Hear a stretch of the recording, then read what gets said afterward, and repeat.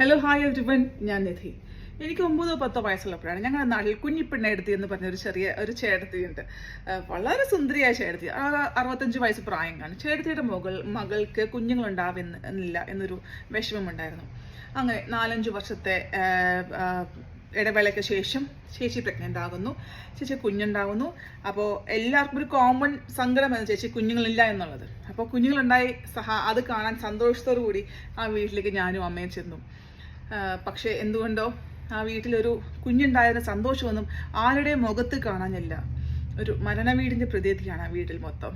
അവിടെ ചെന്ന് കഴിഞ്ഞപ്പോഴാണ് അറിയുന്നത് ഈ ഉണ്ടായ കുഞ്ഞിന് നട്ടെല്ലിൻ്റെ സൈഡിൽ ഒരു ചെറിയ ഹോള് പോലെ. 5-6 ദിവസം മാത്രമേ കുഞ്ഞ് ആയുസോട് കൂടി ഇരുന്നുള്ളൂ. പിന്നെ കുഞ്ഞ് മരണപ്പെടുകയും ചെയ്തു.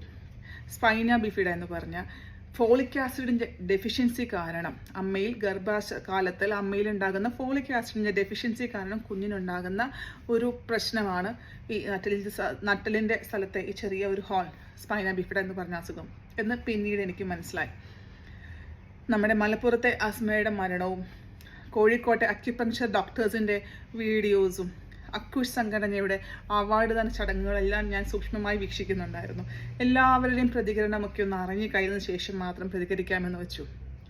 അതിൽ ഓരോരുത്തർ പറഞ്ഞ വാദഗതികൾക്ക് എനിക്ക് ചില അറിവില്ലായ്മ കൊണ്ടാണെന്ന് വിചാരിക്കുക. ചില ക്വസ്റ്റ്യൻസ്, ചില ചെറിയ ഡൗട്ട്സ് ഒക്കെ ഉണ്ട്. അത് അവരൊക്കെ ഒന്ന് ക്ലിയർ ചെയ്ത് തരും എന്നും വിചാരിക്കുന്നു. ഞാനിതിനെക്കുറിച്ച് ഗൂഗിളിൽ സെർച്ച് ചെയ്തപ്പോഴത്തേക്കും ഒരുപാട് ഹോം ബർത്തുകൾ നമുക്ക് കാണാൻ പറ്റും. അത് ഏറ്റവും കൂടുതലായിട്ട് റീസെൻ്റ്ലി എനിക്ക് തോന്നുന്നു ആന്ധ്രയിലോ മറ്റും നടന്ന ഒരു ഡെലിവറി എല്ലാം അവർ കൃത്യമായിട്ട് വീഡിയോസൊക്കെ ഇട്ട് പോസ്റ്റ് ചെയ്തിട്ടുണ്ട്. അപ്പോൾ ആദ്യമേ തന്നെ ഇങ്ങനെ പോസ്റ്റ് ഇടുന്നതും ഇങ്ങനത്തെ ഹോം ബർത്തിനെ സപ്പോർട്ട് ചെയ്യുന്നതെല്ലാം ഒരു കുറ്റകൃത്യമായി കാണും എന്ന് പറഞ്ഞ നമ്മുടെ പ്രിയപ്പെട്ട ആരോഗ്യമന്ത്രിയുടെ പ്രസ്താവനയ്ക്കെതിരെ വന്ന ഒരു പ്രസ്താവനയുണ്ടായിരുന്നു. കുറേ വീഡിയോസിൽ ആൾക്കാർ പറയുന്നു എവിടെ പ്രസവിക്കണം, എങ്ങനെ പ്രസവിക്കണം എന്ന് പറയുന്നത് ആൾക്കാരുടെ മൗലിക അവകാശമാണ്. ആൾക്കാർ റോഡിൽ പ്രസവിക്കുന്നില്ലേ, കാറിൽ പ്രസവിക്കുന്നില്ലേ? ശരിയാണ്, നിങ്ങൾ പറഞ്ഞത് ശരിയാണ്. അതൊരു സ്ത്രീയുടെ മൗലിക അവകാശമാണ് എന്ത് ചെയ്യണമെന്ന് തീരുമാനിക്കേണ്ടത്. പക്ഷെ അതിനൊപ്പം തന്നെ ഈ ജനിച്ചു വീഴുന്ന കുഞ്ഞിനും ഒരു മൗലിക അവകാശമില്ലേ? നിങ്ങൾ കാണുന്ന വീഡിയോസിലും പത്രത്തിൽ കാണുന്ന ന്യൂസിലും കാറിൽ പ്രസവിച്ചു, ഓട്ടോയിൽ പ്രസവിച്ചു എന്ന് പറയുന്നവരൊക്കെ എന്നാൽ ശരി നിർത്തി വീട്ടിൽ പോയേക്കണം എന്ന് പറഞ്ഞ് തിരിച്ച് വീട്ടിൽ പോകുമല്ലോ. ആ കുഞ്ഞിൻ്റെ അമ്മേനെയും കൊണ്ട് അവർ എത്രയും തന്നെ അടുത്തുള്ള ഹോസ്പിറ്റലിൽ എത്തിക്കുകയല്ലേ ചെയ്യുന്നത്.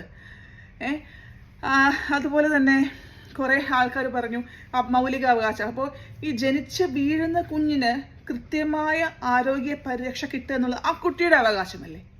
ആ കുട്ടിയുടെ അവകാശം നിഷേധിക്കാൻ നിങ്ങൾക്ക് എന്താണ് അധികാരം? അടുത്തതായിട്ട് കോഴിക്കോട് നമ്മുടെ ഫേമസ് അക്യുപങ്ചർ ഡോക്ടേഴ്സിനോടാണ് എനിക്ക് ചെറിയ ഡൗട്ട്സ് ചോദിക്കാനുള്ളത്. ഹ്യൂമൻ ബോഡിയിൽ എത്ര സിസ്റ്റംസ് ഉണ്ടെന്ന് അറിയാമോ? APH തന്നെ ബുക്കുണ്ട്, അനാട്ടമി ഫിസിയോളജി ഹെൽത്ത് സയൻസ് എന്ന് പറയുന്നത്. ഹെൽത്ത് കെയർ വർക്കിൽ ചെയ്യുന്ന ഹെൽത്ത് കെയർ പ്രൊഫഷനിലുള്ള എല്ലാ ആൾക്കാരും ബേസിക് ആയിട്ട് ടച്ച് ചെയ്ത് പോകുന്ന ഒരു ബുക്കാണ്. ഒരു പ്രാവശ്യം വായിച്ചിട്ടുണ്ടോ? ഏതെങ്കിലും ഓതേഴ്സിൻ്റെ ബുക്ക് ഒരു പ്രാവശ്യം നിങ്ങളൊന്ന് വായിച്ചിട്ടുണ്ടോ? ഹ്യൂമൻ ബോഡിയിൽ എത്ര എല്ലുകളുണ്ടെന്ന് അറിയാമോ? സ്കൂളിൽ പഠിച്ച ഓർമ്മയുണ്ടെങ്കിൽ ഒന്ന് പറയണേ. യാതൊന്നിനെക്കുറിച്ചും ഒരു ബേസിക് നോളജ് പോലും ഇല്ലാതെ നിങ്ങൾ വന്ന് പറയുകയാണ് ആധുനിക വൈദ്യശാസ്ത്രത്തിൽ ഞങ്ങൾക്ക് വിശ്വാസമില്ല എന്ന്. ഒരാളുടെ കയ്യോ കാലോ ഒടിഞ്ഞു കഴിഞ്ഞാൽ നിങ്ങൾക്ക് സൂചി കുത്തി നേരെയാക്കാൻ പറ്റുമോ? നിങ്ങൾ പറയുന്ന ഹോസ്പിറ്റലുകൾ ആൾക്കാരെ കൊല്ലാനാണ് കൊണ്ടുപോകുന്നത് എന്ന്. സുഹൃത്തെ, ഒരാളെ കൊല്ലാനാണെങ്കിൽ ഇങ്ങനെ കോടികൾ കൊടുത്ത് ഹോസ്പിറ്റൽ പണിത് അതിൽ ഏറ്റവും നൂതനമായ ടെക്നോളജിയുള്ള മെഷീൻസ് വാങ്ങിവെച്ച് ആയിരക്കണക്കിന് ആൾക്കാർക്ക് കാശ് കൊടുത്ത് ശമ്പളം കൊടുത്ത് ഒരു വലിയ സ്ഥാപനം ഉണ്ടാക്കിയിട്ട് യാതൊരു ആവശ്യവുമില്ല. അത്രയും വലിയ ഒരു സ്ഥാപനത്തെ കൊണ്ട് ആൾക്കാരെ കൊല്ലേണ്ട ആവശ്യവുമില്ല. അതൊക്കെ വേണമെന്നുണ്ടെങ്കിൽ നിങ്ങൾ ആ കുഞ്ഞിനെ പ്രസവം എടുക്കാൻ നേരത്ത് ഉപയോഗിച്ചില്ലേ ചെറിയൊരു കഷ്ണം ബ്ലേഡ്, അത് മതി ഒരാളെ കൊല്ലാനായിട്ട്. ഭാവിയിൽ നിങ്ങളുടെ കുഞ്ഞിന് എന്തെങ്കിലും ഒരു അസുഖം വരികയാണെങ്കിൽ, വരാതിരിക്കട്ടെ, വരികയാണെന്നുണ്ടെങ്കിൽ നിങ്ങൾ ഹോസ്പിറ്റലിൽ കൊണ്ടുപോകില്ല നിങ്ങൾക്ക് ഉറപ്പ് പറയാൻ പറ്റുമോ? നിങ്ങൾ പറയുകയുണ്ടായി ഞങ്ങൾ ഗർഭകാലത്ത് യാതൊരു സപ്ലിമെൻറ്റ്സും എടുത്തിട്ടില്ല എന്ന്. ഒരു പക്ഷേ ഫൈനാൻഷ്യലി സൗണ്ടായ നിങ്ങൾക്ക് ആവശ്യത്തിനുള്ള ഭക്ഷണവും പോഷകാഹാരങ്ങളും കഴിക്കാനുള്ള ഭാഗ്യമുണ്ടായിരുന്നിരിക്കാം. എന്നാൽ ഇതിൽ യാതൊന്നും കഴിവില്ലാത്ത സാധാരണക്കാരെ അരപ്പട്ടിണിയുള്ള ആൾക്കാർ അവർക്ക് ഗവൺമെൻറ്റിൽ നിന്ന് കൊടുക്കുന്ന ഈ സപ്ലിമെൻറ്റ്സ് കഴിച്ച് അവരുടെ കുഞ്ഞുങ്ങൾക്ക് ഹെൽത്ത് വരട്ടെ എന്ന് തീരുമാനിക്കുന്നതിന് പകരം നിങ്ങളുടെ വീഡിയോസ് കണ്ടിട്ട് ഈ അരപ്പട്ടിണിക്കാർ അവർ വൈറ്റമിൻസ് എടുക്കുന്നില്ലെന്ന് തീരുമാനിച്ചു കഴിഞ്ഞാൽ ആ കുഞ്ഞുങ്ങൾക്കുണ്ടാകുന്ന ജനിതക തകരാറിനെല്ലാം നിങ്ങൾ തന്നെ ഉത്തരവാദികളാവുക. അതുപോലെ തന്നെ ഈ ന്യൂട്രിയൻസിനെ കുറിച്ച് നിങ്ങൾക്ക് എന്തറിയാം? ഫാർമകോഗ്നസി എന്നൊരു സബ്ജക്റ്റ് ഉണ്ട്. ഒന്ന് ഗൂഗിളിൽ നോക്കൂ, എന്താണ് ആ സബ്ജക്റ്റിൽ ഞങ്ങൾ പഠിക്കുന്നത് എന്ന്. ഈ പറഞ്ഞ പ്ലാന്റ് സോഴ്സിൽ നിന്ന് വരുന്ന വൈറ്റമിൻസ് ഒക്കെ തന്നെയാണ് നിങ്ങൾക്ക് ഗുളിക ഭൂമിയിൽ നിങ്ങൾക്കങ്ങ് തരുന്നത്. ശരിയാണ്, അതിന് പല പല സിന്തറ്റിക് സോഴ്സ് ഉണ്ടാവും, ആനിമൽ സോഴ്സ് ഉണ്ടാവും, പ്ലാന്റ് സോഴ്സ് ഉണ്ടാവും. നിങ്ങൾ പറഞ്ഞ പോലെ എല്ലാം കെമിക്കൽസ് നിറഞ്ഞതല്ല. അപ്പോൾ ഒരു ബേസിക് നോളജ് സയൻസിനെ കുറിച്ച് ഉണ്ടായിട്ട് മാത്രം സംസാരിക്കൂ. പിന്നെ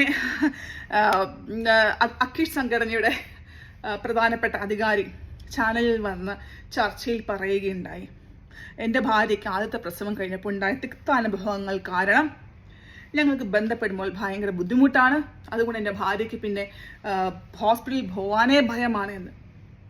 അത് നിങ്ങൾ സൂചി കുത്തിയാണോ റെഡിയാക്കിയത്? അതിനുള്ള ട്രീറ്റ്മെൻറ്റ് ആധുനിക വൈദ്യശാസ്ത്രത്തിലേ ഉള്ളൂ.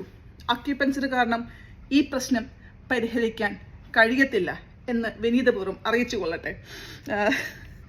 അതുപോലെ തന്നെ വേറെ ചില ആൾക്കാർ പറഞ്ഞു, വിദേശ രാജ്യങ്ങളിൽ ആൾക്കാരെല്ലാവരും പ്രസവിക്കുന്നത് ഹോസ്പിറ്റലിലല്ല വീട്ടിലുകളാണെന്ന്. വിദേശ രാജ്യങ്ങളിൽ ഒരു ലേഡി പ്രഗ്നൻ്റ് ആകുമ്പോൾ തൊട്ട് അവരൊരു മിഡ്വൈഫിൻ്റെ സഹായത്തോടെ, ഒരു ഡോക്ടറിൻ്റെ സഹായത്തോടെ കൃത്യമായ ന്യൂട്രീഷനും കൃത്യമായ ചെക്കപ്പുകളും നടത്തി കംപ്ലീറ്റ്ലി സേഫാണ് എന്ന് മനസ്സിലായതിനു ശേഷം ഒരു മിഡ്വൈഫിൻ്റെ സഹായത്തോടു കൂടിയാണ് അവർ വീട്ടിൽ ഡെലിവറി നടത്തുന്നത്. കംപ്ലീറ്റ്ലി സ്റ്റെറൈലായിട്ടുള്ള എക്യുപ്മെൻറ്റ്സ് ആയിരിക്കും. ആ വാട്ടർ ബർത്തിന് ഉപയോഗിക്കുന്ന വാട്ടർ പോലും പ്യൂരിഫൈഡ് ആയിരിക്കും. അതിനുപയോഗിക്കുന്ന എല്ലാ ഇൻസ്ട്രുമെൻസും ഒരു സ്റ്റെറൈലായിരിക്കും. അല്ല, ഇതൊക്കെ നിങ്ങൾക്കറിയാവുന്ന അക്യുപങ്ചർ അല്ലേ, നിങ്ങൾക്കെല്ലാം അറിയാമായിരിക്കുമല്ലോ. സൂചിയൊക്കെ നിങ്ങൾ സ്റ്റെറിലൈസ് ചെയ്തിട്ടായിരിക്കുമല്ലോ ഉപയോഗിക്കുന്നത്. അപ്പോൾ ഹോസ്പിറ്റൽ ഡെലിവറി സമയത്ത് മരിക്കുന്ന ആൾക്കാരെ കുറിച്ച് എന്താ, ഹോസ്പിറ്റലിൽ ഡെലിവറി നടക്കുമ്പോൾ മരിക്കുന്നില്ല എന്ന് വേറെ ചിലരുടെ ക്വസ്റ്റ്യൻസ് കേട്ടു. ഒരു കുട്ടി 17-18 വയസ്സുള്ളൊരു കുട്ടി ഒരു എക്സ്പീരിയൻസ് ഉള്ള ഒരു ഡോക്ടർ ആകണമെന്നുണ്ടെങ്കിൽ എത്ര മാത്രം പഠിക്കാൻ നിങ്ങൾക്കറിയാവോ? എത്ര കെട്ട് ബുക്കുകളാ, നിങ്ങളെ കൊണ്ടൊന്നും എടുക്കാൻ പോലും കഴിയാത്ത അത്രയും ഭാരമുള്ള ബുക്കുകൾ രാവിലെയും രാത്രിയും കുത്തിയിരുന്ന് പഠിച്ച് എക്സാംസ് എല്ലാം പാസ്സായി അതിൻ്റെ ലൈസൻസിങ് ഫോർമാലിറ്റീസ് എല്ലാം ഫിനിഷ് ചെയ്ത് പിന്നെയും എക്സ്പീരിയൻസ് എടുത്ത് 10-20 വർഷം എക്സ്പീരിയൻസ് ഉള്ള ഡോക്ടേഴ്സ് പോലും പേടിച്ചുകൊണ്ട് വിറച്ചു പോകുന്ന സിറ്റുവേഷൻസ് ഡെലിവറി റൂമുകളിൽ ഉണ്ടാകാം. അത് അവരുടെ കൈപ്പിഴവ് കൊണ്ടോ അവർ മനഃപൂർവ്വം ഇയാളെ കൊല്ലണമെന്ന് നടത്തുന്ന ഇഗ്നോറൻസ് കാരണമോ അല്ല. നമുക്കൊരു ലിമിറ്റേഷൻ, ഒരു മനുഷ്യൻ എന്ന നിലയിൽ മാക്സിമം അവർ ട്രൈ ചെയ്യും. പിന്നെയും രോഗിയുടെ ശരീരം അതിനോട് റെസ്പോണ്ട് ചെയ്യാതിരിക്കൂ. അവരുടെ ശരീരത്തിലുണ്ടാകുന്ന എന്തെങ്കിലും പ്രശ്നങ്ങളോ കാണാൻ ഒരിക്കലും അവർ ഒരാളെ കൊല്ലണമെന്ന് വിചാരിച്ചിട്ടല്ല ഒരു ഡോക്ടർമാരും സ്റ്റെതസ്കോപ്പ് കയ്യിലെടുക്കുന്നത്. അവരെടുക്കുന്ന ഓത്തൊക്കെ പറ്റുന്നുണ്ടെങ്കിൽ ഗൂഗിളൊന്നും ചെയ്തൊന്ന് വായിച്ചു നോക്ക് കേട്ടോ. എന്നിട്ട് പറയുക ഈ കൊല്ലാനാണ് ഡോക്ടർമാർ, കൊല്ലാനാണ് ഹോസ്പിറ്റൽസ് എന്നൊക്കെ. വേറൊരു കാര്യമുണ്ട്, ചില ആൾക്കാർ പറയുന്നത് കേട്ടു, മരണത്തോടു കൂടി ആസ്മ സ്വർഗത്തിലേക്ക് എടുക്കപ്പെട്ടു, അതുകൊണ്ട് നമുക്കെല്ലാവർക്കും ഇനി വീട്ടിൽ പ്രസവിച്ച് മരിച്ച് സ്വർഗം പോകാമെന്ന്. ഇത് നിങ്ങൾ ആ ആസ്മയുടെ മക്കളോട് കൂടെ ഒന്ന് പറഞ്ഞു കൊടുക്കണം കേട്ടോ. ആ കുഞ്ഞ് മുലപ്പാലിന് വേണ്ടി കരയുമ്പോൾ ഒന്ന് പറഞ്ഞു കൊടുക്കൂ കുഞ്ഞിൻ്റെ അടുത്ത്, നിൻ്റെ അമ്മ സ്വർഗത്തിലാണ് കുഞ്ഞെ, അതുകൊണ്ട് മുലപ്പാലൊന്നും കിട്ടിയില്ല, നീ ജീവിക്കുന്നെന്ന് പറഞ്ഞു കൊടുക്കൂ. അച്ഛൻ ജയിലിലും അമ്മ സ്വർഗത്തിലുമായ 5 മക്കളുണ്ട്, അനാഥരായ 5 മക്കൾ. നിങ്ങൾ ആരെങ്കിലും ആ കുഞ്ഞുങ്ങളുടെ അവസ്ഥ ചിന്തിച്ചിട്ടുണ്ടോ?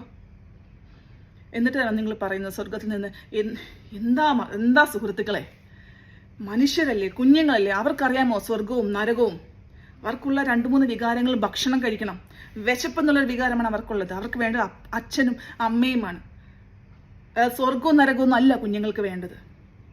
പിന്നെ ഈ ആസ്മയുടെ പ്രിയപ്പെട്ട ബന്ധക്കാരോടാണ്, സുഹൃത്തുക്കളോടാണ് പറയാൻ, നിങ്ങൾ ആസ്മ മരിച്ചു കഴിഞ്ഞപ്പോഴത്തേക്കും മാധ്യമങ്ങളുടെ മുന്നിൽ വന്ന് കൃത്യമായി അവരുടെ ഡെലിവറിയുടെ ഹിസ്റ്ററി പറയുന്നുണ്ടായിരുന്നു. നിങ്ങൾ എത്ര പേർ ആ സ്ത്രീ ആദ്യം വീട്ടിൽ 2 പ്രാവശ്യം പ്രസവിച്ചപ്പോൾ അത് റിപ്പോർട്ട് ചെയ്യാൻ പോയി? എന്തുകൊണ്ട് നിങ്ങൾ ആ സ്ത്രീനെ ബോധവൽക്കരിച്ചില്ല? ആ ധൈര്യത്തിലല്ലേ അവർ 3ാമതൊരു ഡെലിവറിക്കും വീട്ടിൽ തന്നെ ചെയ്യാമെന്നവർ നിശ്ചയിച്ചത്. അപ്പോൾ ഉത്തരവാദി ആസ്മയുടെ ഭർത്താവ് മാത്രമാണോ? അത് അറിഞ്ഞുകൊണ്ട് അതിന് മുന്നിലെ 2 ഡെലിവറിയും വീട്ടിലായിരുന്നു എന്നറിഞ്ഞുകൊണ്ട് അതിന് കൂടി നിന്ന നിങ്ങൾ ഓരോരുത്തരും ആസ്മയുടെ മരണത്തിന് ഉത്തരവാദികളാണ്. ദയവ് ചെയ്ത് ഇങ്ങനത്തെ സാമൂഹിക വിപത്തുകളെ തടയുക, മുളയിലെ നുള്ളുക. ചില വീഡിയോ കോൺഫറൻസിൽ അവരുടെ നടത്ത അഭിമുഖത്തിലും ഇൻഫന്റ് മോർട്ടാലിറ്റി റേറ്റിനെ കുറിച്ച് ചോദിച്ചപ്പോൾ അതെന്താണെന്ന് പോലും അറിയില്ലാത്ത ആൾക്കാരാണ് വീട്ടിൽ ഭാര്യയുടെ പ്രസവെടുക്കാൻ നിൽക്കുന്നത്. എത്ര കഷ്ടപ്പെട്ട് എത്ര ആൾക്കാരുടെ എത്ര വർഷത്തിൻ്റെ അധ്വാനത്തിൻ്റെ ഫലമെന്നറിയാവോ കേരളം ആരോഗ്യരംഗത്ത് ഒന്നാമതായി നിൽക്കുന്നത്. നിങ്ങളെപ്പോലുള്ളവരുടെ കാണിക്കുന്ന ഈ വിഡ്ഢിത്തരങ്ങൾ കാരണം നമ്മൾ പുറകോട്ടേക്ക് പോവാതിരിക്കട്ടെ.